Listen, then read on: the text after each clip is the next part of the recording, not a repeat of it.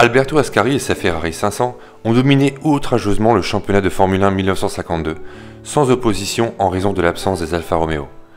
1953, nouveau championnat, comptant pas moins de 10 courses au calendrier, s'est offert un premier Grand Prix en Argentine, remporté par l'immanquable Ascari le 18 janvier à Buenos Aires. Ascari décrochera 5 victoires au total cette saison, ne laissant que des miettes aux autres concurrents, soit 7 victoires pour la marque au cheval cabré. Mais à l'occasion du dernier Grand Prix de la saison, à Monza en Italie, le 13 septembre 1953, tout laisse encore à penser que les Ferrari vont encore s'imposer. Ascari en pole position, Fangio sur Maserati deuxième sur la ligne et Farina troisième augurent une course acharnée de 80 tours, et c'est bien à cela que les spectateurs venus en masse vont assister. Dès le départ, les fous du volant se lancent dans une bataille sans merci, passant chacun leur tour les uns devant les autres.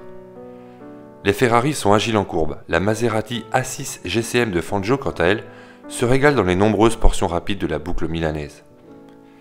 À un tour de l'arrivée, la course connaît enfin son dénouement. Alberto Ascari, assuré de remporter le titre de champion du monde pour la deuxième année consécutive, tente de doubler un retardataire par l'extérieur au dernier virage de circuit. Mais sa manœuvre est dangereuse et osée, il passe sur une portion sale et immaculée d'huile. Sa Ferrari part en tête à queue inévitablement. Farina, son coéquipier, l'évite de justesse mais fond dans le décor. Les deux Ferrari de tête sont au tapis. Fangio n'en demandait pas autant. L'Argentin profite du malheur de ses rivaux et passe la ligne d'arrivée en tête quelques minutes plus tard. Par la même occasion et devant un public médusé, l'Argentin offre la première victoire à Maserati en Formule 1. Fangio s'impose devant Farina, Villoresi et Hawthorne. Maurice Trintignant, le Français, à un tour du vainqueur, a été l'auteur d'une course mémorable au volant de sa modeste Gordini T16.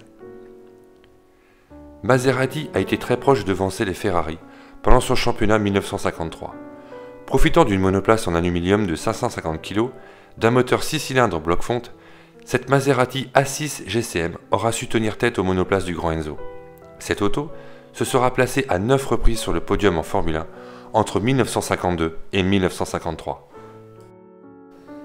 Enzo Ferrari, qui justement, toujours en quête de financement, s'est insurgé du manque de gains que lui apportaient ses victoires en Formule 1. En guise de protestation, il boude le Grand Prix d'Espagne prévu le 26 octobre 1953 et pousse les organisateurs à annuler la dernière manche du championnat du monde de Formule 1. Le dernier combat n'aura pas lieu.